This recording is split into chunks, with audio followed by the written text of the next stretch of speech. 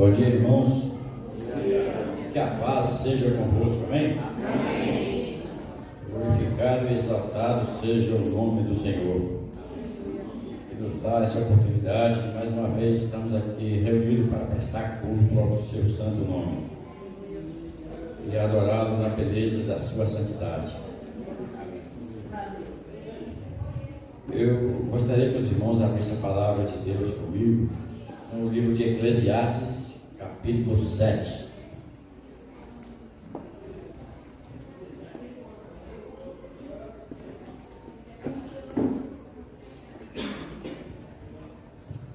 Eclesiastes, capítulo 7, versículo 1 ao 4.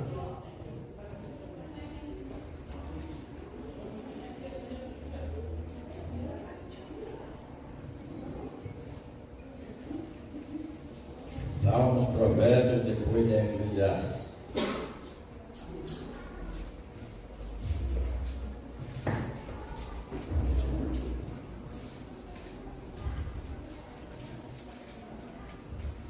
Versículo 1 diz o seguinte: melhor é a boa fama do que um unguento precioso, e o dia da morte melhor que o dia do nascimento.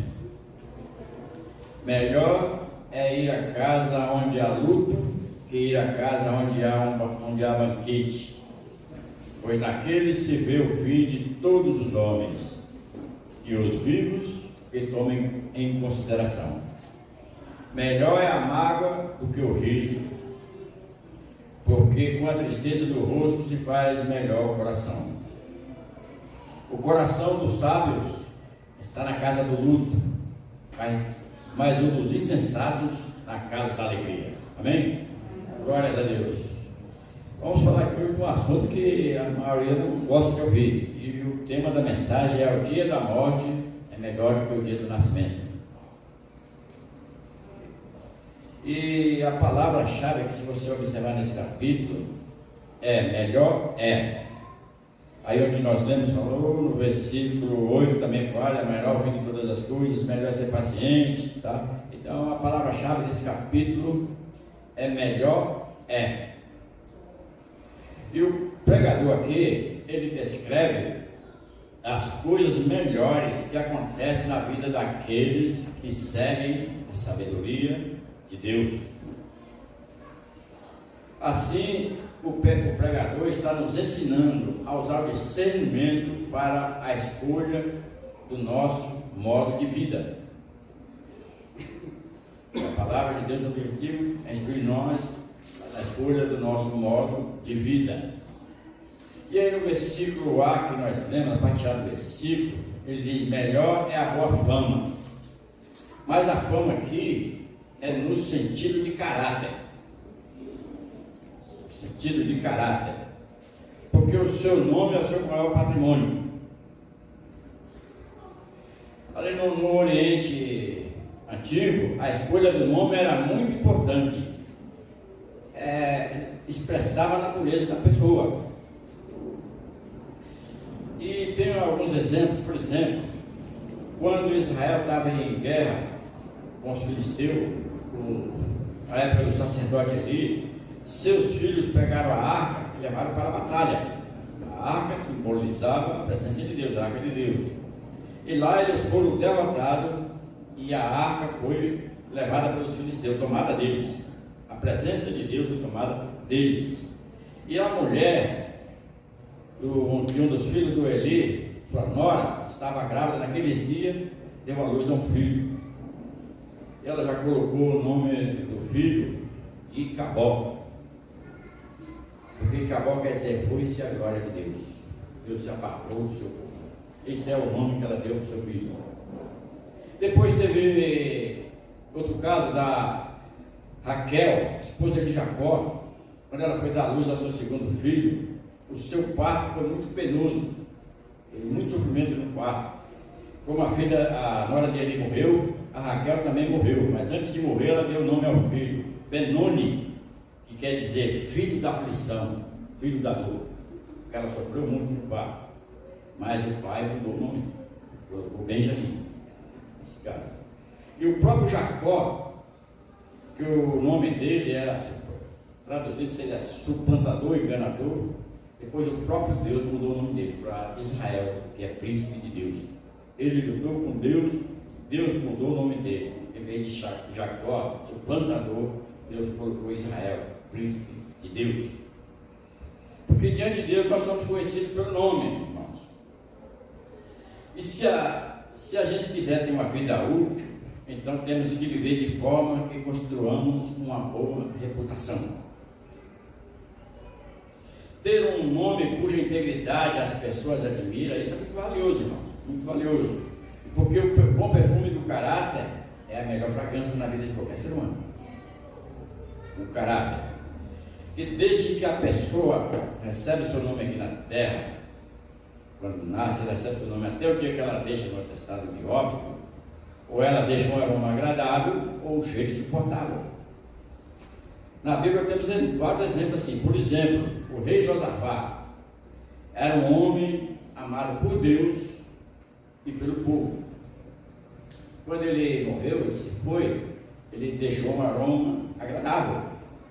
Já o seu filho, Jeorão, que era um homem perverso, a Bíblia diz que quando ele foi sem deixar saudade, como se o povo dissesse assim, foi tarde. Então ele deixou um perfume insuportável, que era perverso. E se uma pessoa morre com um bom nome e a sua comunhão era com Deus e com os homens, sua reputação está selada, um aroma agradável. E quando nós temos um bom relacionamento com Deus e com os homens, isso é o símbolo da cruz, na vertical e na horizontal. Amarás o teu Deus sobre todas as coisas e o teu próximo como a ti mesmo. Isso é agradável diante de Deus. E a nossa comunhão tem que ser com Deus e com os homens. Porque em Provérbios, sabe não, vou ler para você aqui. Em Provérbios 10, 7 diz o seguinte: a memória do justo é abençoada, mas o nome do perverso cai em podridão. Porque o justo, mesmo depois de morto, ele não influencia gerações, como temos vários exemplos na Bíblia. Ele influencia. E hoje, nessa sociedade que nós vivemos, muito destrói a sua honra por causa do dinheiro e do poder. Isso é fácil de ver, só a gente observar as próprias autoridades que nós temos. As pessoas se vendem, nunca se pega no que é eterno. O importante é o momento agora, seu status, seu dinheiro, seu poder. Mas as coisas não funcionam assim. Judas andou com seu mestre, mas vendeu o seu mestre. Seu nome caiu em podridão e desprezo até o dia de hoje. Até há alguns tempos atrás, quando você via, tinha uns dias lá, eles faziam o boneco do Judas para maiar. Depois tacar fogo. Olha o que tornou o nome do Judas. E em Provérbios 22, 1, ele diz assim: mais vale o bom nome do que muitas riquezas, e o ser estimado é melhor que a prata e o ouro. Mais vale o bom nome do que muitas riquezas. E quem disse isso foi o homem mais rico do seu tempo. O nome mais precioso do que as riquezas. E nós cristãos devemos estar atentos. Por quê? A sociedade de hoje, nós vemos, valoriza o B, não o C. Você é conhecido pelo que você tem, não pelo que você é. Mas é o que você tem que vale, o que você é que vale diante de Deus, o seu caráter, a sua posição. É isso que conta diante de Deus. Nós não podemos ir o que os homens acham, entendeu? Às vezes faz muita negociata para conseguir algum dinheiro, qualquer coisa, é se vendendo. Aí o nome vai cair em podridão. E aí na parte B desse versículo aí, 1, ele diz aqui, ó: melhor é a boa fama e o vento precioso. O dia da morte, melhor que o dia do nascimento. Nossa geração em que vivemos evita pensar sobre a morte. Isso é fugir da realidade, porque a morte é uma realidade inevitável para todos nós. Inevitável. E no dia do nascimento, você nasce para morrer. E no dia da sua morte, você morre para viver. Tá? Porque a vida começa quando morre. Aqui é apenas um tempo de passagem. Aí entramos na eternidade. A vida eterna ou perdição eterna. Deus nos ama tanto que Ele nos deu essa escolha. É a gente que escolhe. Ele não põe cabresto em ninguém, fica a escolha. Você quer passar a eternidade com Ele, você tem que tomar uma decisão. Se você não quer passar a eternidade com Deus, não precisa fazer nada. Continua como está. Por isso, irmãos, não basta viver bem. O importante é morrer bem. Quando Jesus foi crucificado ali com ele 2 malfeitores. Um daqueles ali se arrependeu e disse para o Senhor: lembra-te de mim quando vieres o teu reino. E ele lhe respondeu: ainda hoje estarás comigo no paraíso. Ele morreu bem. Esse morreu bem. A Bíblia não conta o que ele fez antes, como era ele, que tipo de pessoa era, mas morreu bem. Está com Cristo. Tá? Já nós temos outro exemplo, Saul, rei Saul. Era um homem que, quando foi ungido pelo profeta Samuel, o Espírito Santo se apoderou dele, transformou ele em um outro homem. Ele profetizou e tudo, mas morreu mal, porque deixou a soberba entrar no seu coração. Ele amava mais o poder, o reino, do que a Deus. E a cabeça cresceu. Quando a cabeça cresce, a coroa cai. Davi já amava mais a Deus. Deus era o primeiro lugar, recebeu o reino. Olha a diferença. E ele amava o poder. Saul amava o poder. Tá? E aí no versículo 2 diz: melhor é ir à casa de luto do que ir à casa onde há banquete, pois naquela se vê o fim de todos os homens, e os vivos é que tomem em consideração. Entre uma festa e um funeral, logicamente a maioria das pessoas prefere a festa, mas aqui o pregador recomenda o funeral, porque a morte é objeto de reflexão do sábio. Mas o insensato não se importa com as coisas espirituais eternas. Ele não faz. Mas o sábio está na casa do fundo, vai na casa do funeral, ele observa tudo ali. Uma hora ele vai chegar ali. A gente vai no funeral, você vê lá a pessoa inerte no caixão, vai lembrar que uma hora você vai chegar a sua vez. Tá? Por isso a gente tem que se pegar nas coisas eternas e espirituais. E esse tipo de coisa, irmão, deveria levar nós que somos cristãos a se dedicar a anunciar a salvação de Cristo a todas as pessoas que Deus colocar diante de nós. Porque isso é uma realidade, irmão. E uma hora todos vamos aqui. Nossos amados, por exemplo, nossos entes queridos, quando chegar a vez deles, para onde eles vão? Vai passar a eternidade onde? A perdição ou com Cristo? Isso devia fazer o nosso coração arder de desejo de ganhar alma para Cristo, anunciar a salvação de Jesus Cristo. Na casa do luto é lugar de aprendizado, pois nela se vê o fim de todos os homens. Na casa de luto é lugar de reflexão. Na casa do banquete, lugar de diversão. A morte nos leva a pensar na vida, diz o pregador, e os vivos que tomem em consideração, ou seja, medite nessas coisas. E Moisés, orando a Deus ali no Salmo 90, ele disse o seguinte a Deus: não precisa abrir não, eu leio aqui para você. Ensina-nos a contar os nossos dias, para que alcancemos coração sábio. Olha que ensina-nos, ir orando a Deus, pedindo a Deus, ensina-nos a contar nossos dias, para que alcancemos coração sábio. Porque o coração do sábio, a vida para o coração do sábio é uma escola de aprendizado para a eternidade. E o sábio sabe que ele vai entrar na eternidade. E ele quer entrar na eternidade com Deus.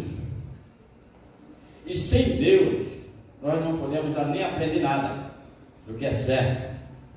Sem Deus, nós não podemos passar nas provas para progredir e morrer bem. Porque é Deus que nos deu, é o Espírito Santo de Deus que nos guia isso, para que venhamos morrer bem, morrer com Cristo, morrer salvo. Tá? E no Salmo 39, 4, Davi também, não precisa abrir não, vou ler para você aqui. Davi também diz: dá-me a conhecer, Senhor, o meu fim e qual a soma dos meus dias, para que eu reconheça a minha fragilidade. Aqui Davi está pedindo a Deus da revelação da soma dos seus dias, para que ele reconheça a brevidade da vida e a fragilidade dele. E a vida é breve, irmãos. A gente não sabe o dia de amanhã, estamos todos aqui hoje. Amanhã é quem? Só Deus que sabe. Então a gente tem que estar atento a essas coisas. E aí no versículo 3 e 4 que nós lemos, diz o seguinte: melhor é a mágoa do que o riso, porque com a tristeza do rosto se faz melhor o coração. O coração do sábio está na casa do luto, mas dos insensatos na casa da alegria.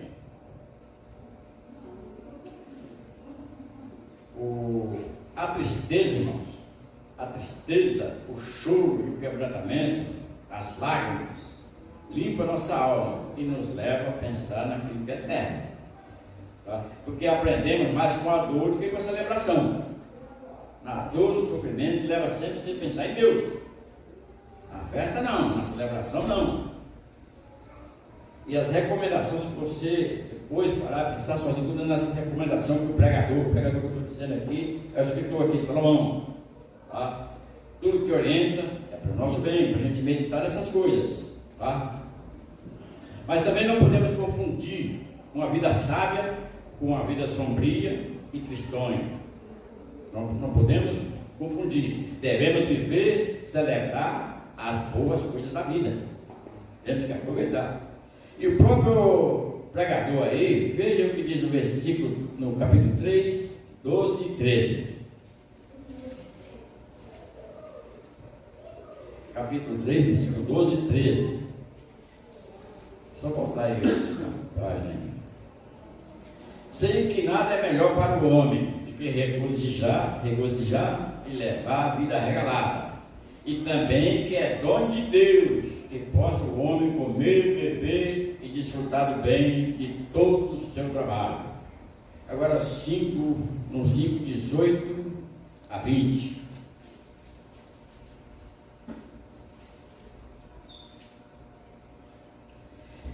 Eis que vi boa e bela coisa é comer, beber, gozar cada um do bem do seu trabalho, que como se afligiu debaixo do sol, durante os poucos dias da vida que Deus lhe deu, porque esta proporção é desfrutar do fruto do seu trabalho. Que às vezes o trabalho da gente, a pessoa trabalha, pensa muito em guardar dinheiro, às vezes muitos deles não usufruem. Você tem que usufruir do fruto do seu trabalho, não deixar para os outros comer. Tá? Então, e o próprio Jesus, irmãos, nós temos que aproveitar as coisas boas da vida, porque o próprio Jesus, o primeiro milagre de Jesus, ele fez na festa de casamento. Tá? E jamais Jesus se privou de ir às festas no templo de Jerusalém, porque o povo judeu sempre foi um povo festeiro, tinha as festas aqui estabelecidas na própria Sagrada Escritura, e não era um dia, era semana de festa, e Jesus não se privava disso. Devemos usufruir todo bem, mas sempre estar atento naquilo que é eterno, aquilo que procede de Deus. E agora eu queria compartilhar com os irmãos aqui algumas coisas sobre a morte na nova aliança em Cristo, tá? A nova aliança em Cristo. Aí vamos lá para Filipenses. Vamos ver que na nova aliança nos instrui sobre isso. Filipenses, capítulo 1, versículo 21 a 23.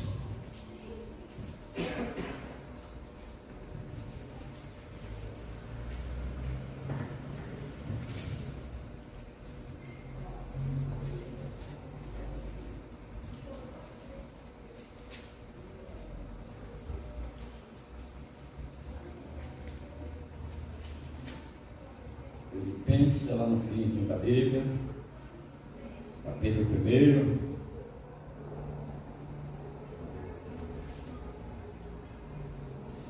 (21 a 23), diz assim: portanto, para mim, o viver é Cristo, morrer é lucro. Entretanto, se viver na carne traz fruto para o meu trabalho, já não sei o que hei de escolher. Ora, de um e outro lado estou constrangido, tendo desejo de partir e estar com Cristo, que é incomparavelmente melhor. Paulo não temia a vida nem a morte, mas desejava engrandecer a Deus enquanto estivesse no seu corpo. É o que eu falei agora há pouco. Isso deve ser um desejo ardente na minha vida, na sua vida, na vida do cristão, em viver para engrandecer o nome de Cristo. E quando sabemos de todas essas coisas que estamos falando aqui, irmãos, da eternidade com Cristo, ou a eternidade da petição, é onde que nosso coração deveria ter, para não ir para a eternidade no céu sozinho, alcançar o máximo de pessoa que puder. Porque a eternidade da perdição é a eternidade, não muda mais, irmão. E essa tarefa de anunciar o Evangelho, que é o poder de Deus para a salvação de todo aquele que nele crê, Deus deu para mim e para você, Deus deu para nós, tá? E partir, estar com Cristo aqui para Paulo, significava colocar de lado todos os fardos que o seu trabalho aqui tinha encerrado. Isso também é um princípio. Quando nós, chega a hora que nós irmos, né, é deixar todos os fatos aqui dessa terra e estar com Cristo para sempre. E lá em Hebreus 4, 9, 11, vamos lá para Hebreus.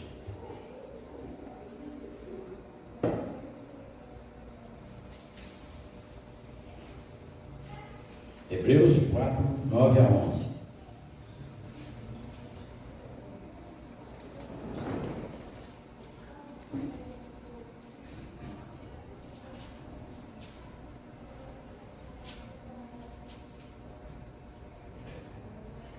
Portanto, resta um repouso para o povo de Deus, porque aquele que entrou no descanso de Deus, também ele mesmo descansou de suas obras como Deus da sua.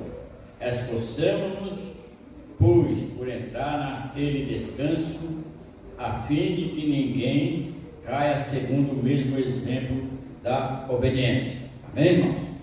Só é possível entrar no descanso de Deus em função da obra de Jesus Cristo na cruz do Calvário em seu favor. E quando ele diz aí no versículo 10,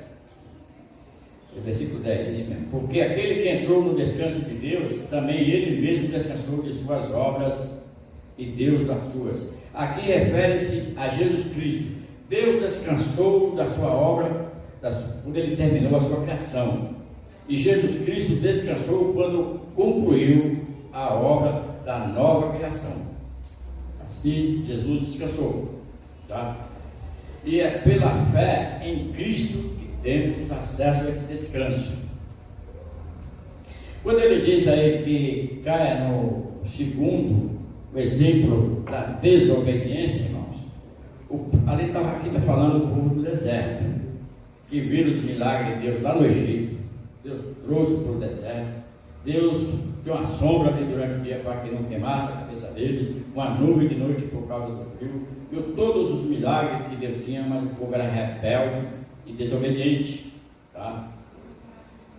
E essa é uma grande instrução para nós, irmãos. Que aquele povo, por causa da sua rebeldia, da sua desobediência, depois que Josué mandou o povo verificar a terra lá que voltaram, demorou cerca de mais ou menos 38 anos. Eles passaram por causa da rebeldia e desobediência, sabendo quem era Deus. Eles passaram cerca de 38 anos rodando no deserto, numa marcha fúnebre, até que todo aquele povo que saiu do Egito com mais de 20 anos morresse ali no deserto, por causa da rebeldia e da desobediência. Nós sabemos, todos sabem que Deus é o Criador. Se Ele tem um fogo de vida, porque Deus deu. Se está vivo, porque Deus está mantendo. Mas a pessoa nunca lembra de honrar Deus. A rebeldia. Tá? E uma palavra para nós, eu vou ler aqui, não precisa abrir não. Aí no capítulo 3, fala tudo sobre essa rebeldia deles. Capítulo 3 de Hebreus mesmo. Mas eu quero ler o versículo 12 para nós aqui, ó. Tende cuidado, irmãos. Jamais aconteça haver em qualquer um de vós perverso coração de incredulidade que vos afaste do Deus vivo. O que o Saul fez, tá? E não haja isso em mim e você. Que o fim é melhor do que o começo, irmão. É importante não é como você começa, mas como você termina. Como você termina. Isso que é o mais importante. E se você quer ver sobre essa desobediência dele, depois você lê o capítulo 3 de casa lá. Agora vamos lá para 2 Coríntios 5, 1 a 8.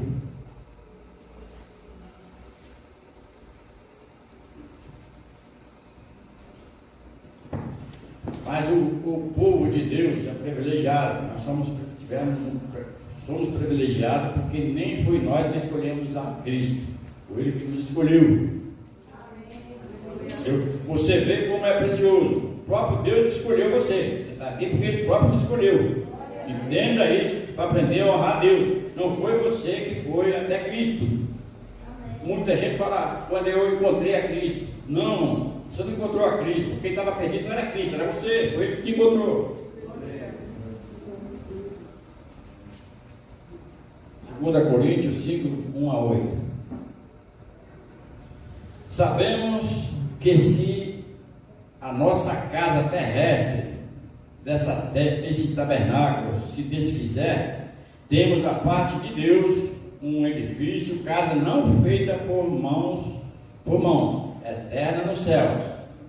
E por isso, neste tabernáculo, gememos, aspirando por sermos revestidos da habitação celestial. Se todavia formos encontrados vestidos e não nus. Pois na verdade, os que estamos nesse tabernáculo gememos angustiados, não porque queremos ser despidos, mas revestidos, para que o mortal se absorva pela vida, seja absorvido pela vida. Foi o próprio Deus quem nos preparou para isso, tocando-nos o penhor do Espírito. Temos, portanto, sempre bom ânimo, sabendo que enquanto no corpo estamos ausentes do Senhor, visto que andamos por fé e não pelo que vemos. Entretanto, estamos em plena confiança, preferindo deixar esse corpo e habitar com o Senhor. Amém? Glórias a Deus.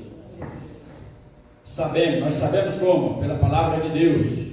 Esse edifício que fala aí, esse edifício que fala no versículo 1 ali, não é o mesmo que fala lá em João 6, 1 a 4, que fala lá que Jesus foi preparar. Esse edifício aqui é um corpo glorificado. Paulo está falando sobre um corpo glorificado, que nós vamos receber. Esse tabernáculo aqui, esse aqui que é perecível, vai ser revestido por um corpo glorificado.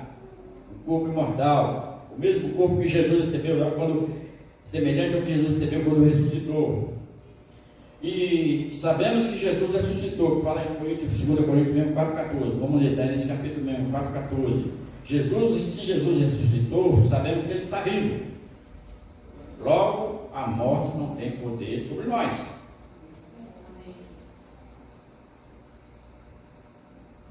E porque também Jesus disse: porque eu vivo, vós também vivereis. Então a morte não tem poder sobre aquele que está em Cristo. E no versículo nós lemos aí 2-5, e por isso desse tabernáculo gememos, aspirando por sermos revestidos da nossa habitação celestial, que é o corpo glorificado. Se todavia fomos encontrados vestidos, não nus. Lembra que eu falei que o fim é melhor que o começo. O importante é morrer bem.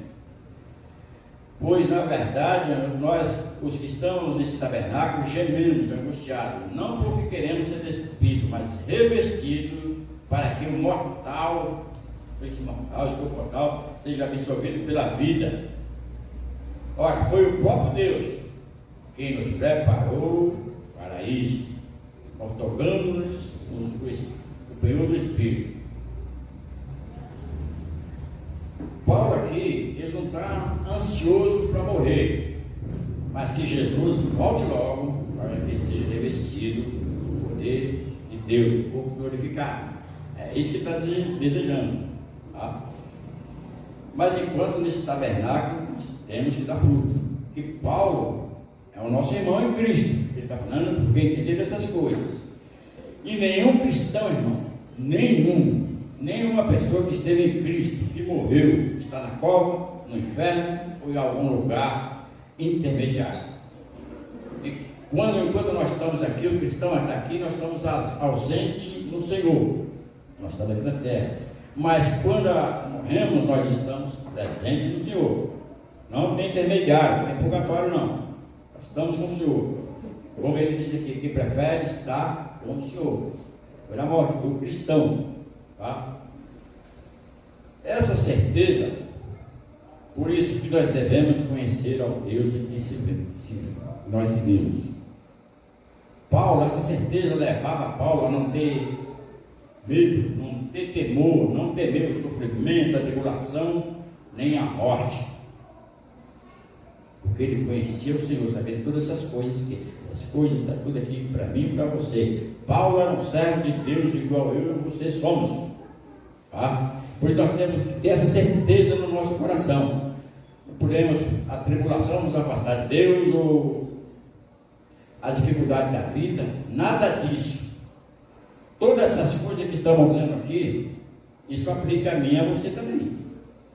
Vou repetir, que Paulo era um servo de Deus igual a eu, a você. Então todas essas coisas se aplicam a nós, como corpo de Cristo aqui na terra.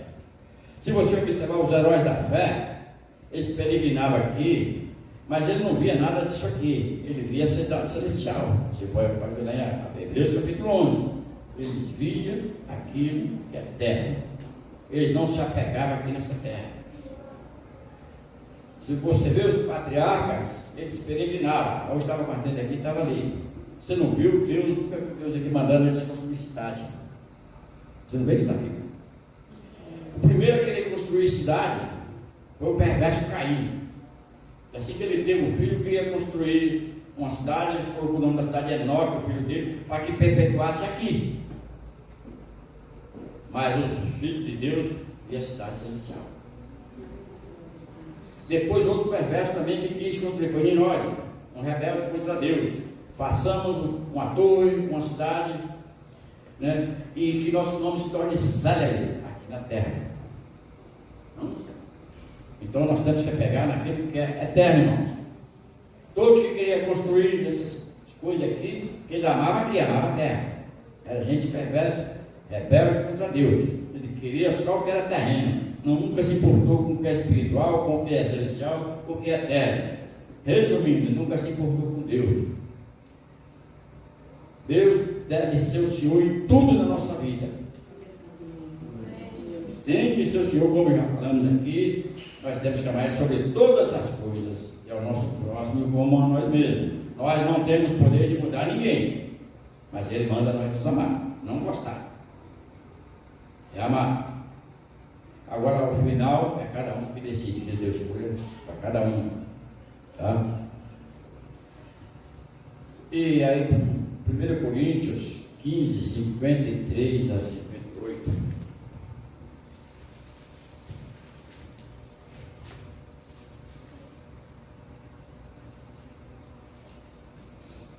Coríntios 53 a 58.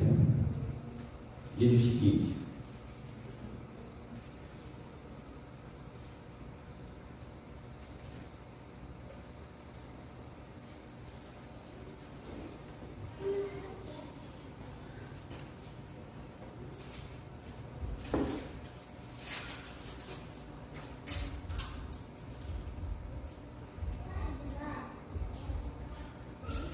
(53), 1 Coríntios 15, 53.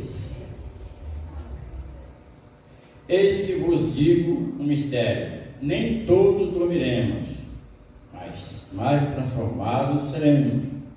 No momento, olha, eu li o 53, não, desculpa. Porque é necessário, olha, Paulo diz, é necessário que este corpo corruptível se revista de incorruptibilidade, e o que é mortal se revista de imortalidade.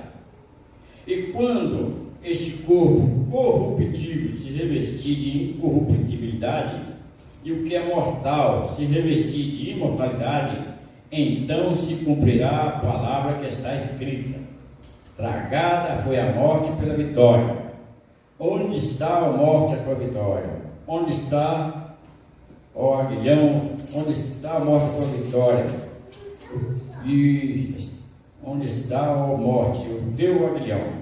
O aguilhão da morte é o pecado, e a força do pecado é a lei. Graças a Deus que nos dá a vitória por intermédio de nosso Senhor Jesus Cristo. Amém? Glória a Deus. Pela morte e ressurreição de Jesus, nem a morte, nem o inferno tem mais poder sobre o seu corpo. E quem é o corpo de Cristo? Somos nós. Porque ele venceu os dois, e nós somos participantes da sua vitória. Glória a Deus. E em Romanos 6:8 diz: ora, se já morremos com Cristo, com ele também viveremos. Ontem o casal, passando pelo batismo, né, foi sepultado ali no batismo, ressuscitado com Cristo, espiritualmente, é o que diz a palavra, né? Ora, se já morremos com Cristo, cremos e com ele viveremos. E 2 Timóteo diz assim, ó, fiel é esta palavra: se já morremos com ele, também viveremos com ele. A morte física do cristão conduz à vida. O sofrimento conduz à glória. Por isso, não devemos temer coisa alguma, porque fiel é esta palavra. É a palavra. Então, creia nisso, irmão, porque Deus falou assim, assim será. Tá? Depois, novamente, em Colossenses, não precisa abrir, não, eu leio para você. Em Colossenses 3, Paulo diz: porque morreste a vossa vida, e a vossa vida está oculta juntamente com Cristo em Deus. Nossa vida já está oculta em Cristo em Deus.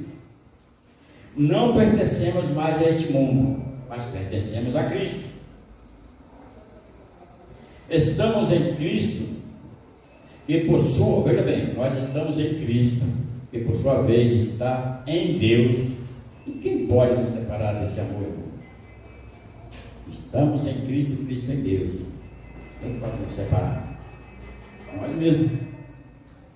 Falamos mesmo que a livre escolha é minha, sua. É nós que decidimos. Essas coisas estão tudo aí para nós. Não sejamos rebeldes como aquele povo no deserto.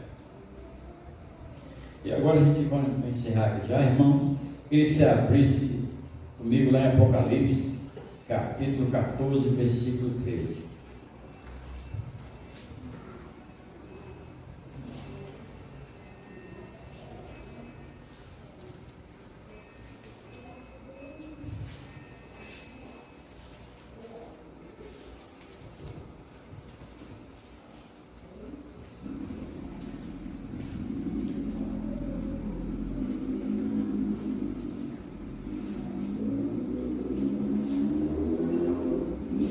14, versículo 13. Apocalipse.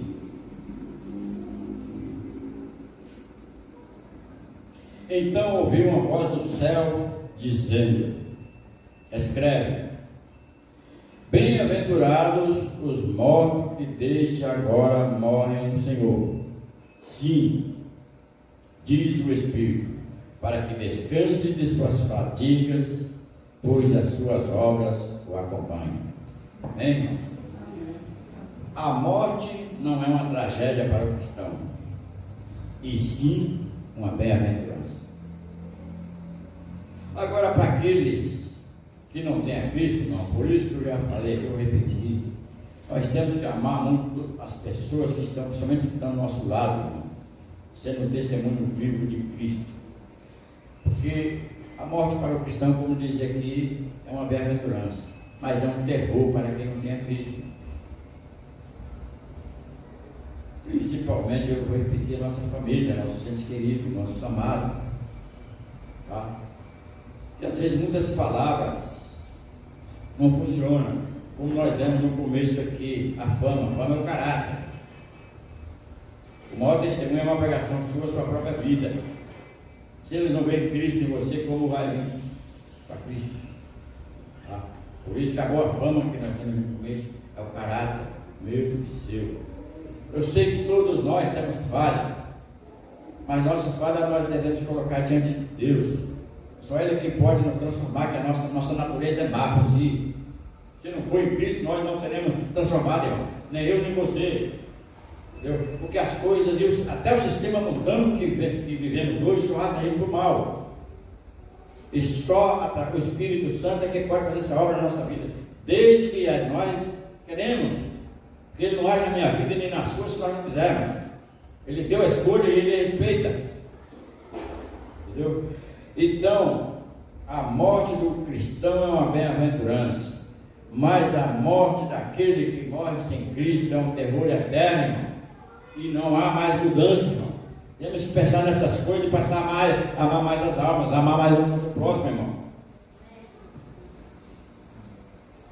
Porque às vezes tem muitas pessoas que ele nem para a própria família, não é nem a própria família, e às vezes, e a coisa mais terrível é alguém falar: não vou para ficar de fulano, não vou para ficar de fulano. Não tem coisa mais terrível que isso, é jogando sangue na sua cabeça. Por isso o testemunho nosso é mais importante. E ele termina esse versículo, ele dizendo assim: pois suas obras o acompanham. Eu não li lá no Coríntios, o último versículo, mas o último versículo lá diz assim, eu vou ler para você. Portanto, meus amados irmãos, sede firmes, inabaláveis, sempre abundantes na obra do Senhor, sabendo que no Senhor o vosso trabalho não é vão. Porque aqui nesse final do versículo as nossas obras acompanham a recompensa. O que você trabalha, você vai receber. O galardão, mas só vai receber quem trabalha. Deus é justo, né? Tem gente que nunca faz nada, vai receber o quê? A salvação apenas. Mas há galardão para aqueles que se esforçam e pensam no seu próximo, que ele, na hora que ele ir para o céu, ele não quer ir sozinho, ele quer levar mais pessoas, vai ter recompensa. Tudo que você faz em Cristo e para Cristo, você será recompensado. Nós seremos recompensados. Que Deus não fica devendo nada para ninguém, irmãos. Amém. Por isso, irmãos, vivamos bem, mas também vigiemos e oremos para morrer bem. Porque o fim é melhor do que o começo. O Saul, nós vimos lá, começou bem, mas terminou mal. Muitos que começou bem, terminou mal. Por isso, o fim é melhor do que o começo. E o dia da morte é melhor do que o dia do nascimento. Para o cristão. Por isso, nós temos que viver a vida levando em conta os valores espirituais e eternos. Isso tem que reger a nossa vida, irmão. Valores espirituais e eternos. Tudo que é espiritual, procede de Deus, é eterno. Tá? Hoje nós vivemos numa sociedade que zomba das coisas de Deus. Essas coisas não podem entristecer a gente. Essas coisas não podem fazer a gente se acuar. Não pode. Porque se nossos antepassados, lá nossos irmãos que estão relatados aqui, se ele recuasse diante das perseguições, nós não temos conhecido o Evangelho. Nós não teremos. Olha para a história, tanto aqui como aquela que veio depois da igreja lá no Império Romano, o que fazia com os cristãos. Mas eles não temiam nem a morte. Outro jogava na arena lá para ser morto, ele ia louvando a Deus, porque conhecia a Deus, sabia que na hora da sua morte para onde ele ia, e o sangue dele serviu de testemunho, serviu de adubo nessa terra, como vemos até hoje, chegou até nós. Tá? Somente o que é feito em Cristo e para Cristo permanecerá. Por isso, irmãos, vivamos o dia de hoje, lembrando que esse dia reaparecerá no futuro quando apresentarmos diante do Senhor de toda a terra. Isso é real. Entendeu? Tudo que Deus está falando aqui com nós aqui esta manhã serve de testemunho àqueles que desprezaram. Quando você vai evangelizar alguém, a Bíblia diz que a palavra de Deus é espada de dois gumes. Tanto ela é para a salvação como para a condenação. Aquele que aceita é para a salvação, quem rejeitou é condenação. Então, por isso que o dia de hoje, cada um reaparecerá no futuro, quando apresentarmos diante do nosso Deus Todo-Poderoso. Amém, irmão? Amém. Louvado seja Deus por mais essa graça em nossa vida. Eu queria fazer uma oração aqui antes de encerrar. Senhor nosso Deus, Tu que é Deus de misericórdia, Deus grandioso, Deus glorioso, Pai. Queremos aqui Te louvar, Senhor, por tudo que o Senhor nos ensinou aqui nesta manhã, Senhor. Pelos momentos que o Senhor nos proporcionou de estar louvando o Teu santo nome, Deus. Por essa comunhão tão preciosa, Senhor. Ó Deus, em nome de Jesus, eu quero Te louvar por cada vida que está aqui, Senhor, por cada alma que se faz presente. Ó Senhor, por cada família aqui representada, Senhor. Ó Deus, que a Tua palavra, Senhor, inunde o nosso coração, Senhor. Ó Deus, em nome de Jesus, ó Pai, em nome de Jesus, que caixa terra boa em cada coração, Senhor, para produzir em nossos corações, Senhor, aquilo pelo qual o Senhor enviou, Deus. Em nome de Jesus, ó Pai, inunda o nosso coração do Teu temor, Deus. Porque o temor do Senhor é o princípio para sermos homens e mulheres sábios, Senhor. Para Te amar de todo o coração, de toda a nossa alma, de todo o nosso entendimento, Senhor. Para amarmos o nosso próximo como a nós mesmos, Senhor. E quero aqui Te pedir, Senhor, ajuda-nos nas nossas fraquezas, Senhor. Porque temos muitas fraquezas, Senhor. Senhor, reveste-nos no Senhor e na força do Teu poder, Senhor. Enche-nos do Teu Espírito, Senhor. Que Teu Santo Espírito nos guie em toda a verdade, Senhor. Que Teu Santo Espírito nos guie em toda a justiça, Senhor. Em nome de Jesus, ó Pai, porque Teu amor já foi derramado em nosso coração, Senhor. Ó Deus, e que nós possamos, Senhor, aleluia, Senhor, espalhar este amor que já foi derramado em nosso coração, Senhor. Ensina-nos, Espírito Santo, ensina-nos, lembra da Tua promessa que o Senhor veio para nos ensinar todas as coisas que queremos aprender do Senhor, porque do Senhor nós aprendemos o que é certo e o que é reto, Senhor. Ajuda-nos, Senhor, ó Deus de toda a terra. Que o Senhor nos conceda a graça de cada um de nós, Senhor, e a misericórdia de cada um de nós sejamos achados dignos, Senhor, de estar em pé diante do Filho do Homem no seu dia, Senhor. Preserva-nos, Senhor, pois nós Te amamos, Senhor. Nossos olhos estão fitos no Senhor, Pai. Tu és o Deus da nossa salvação, em quem esperamos todos os dias, ó Deus. Em nome de Jesus, nós Te exaltamos, Te glorificamos, rendemos graça, porque o Senhor é bom e a Sua misericórdia dura para sempre. Amém. Glória a Deus.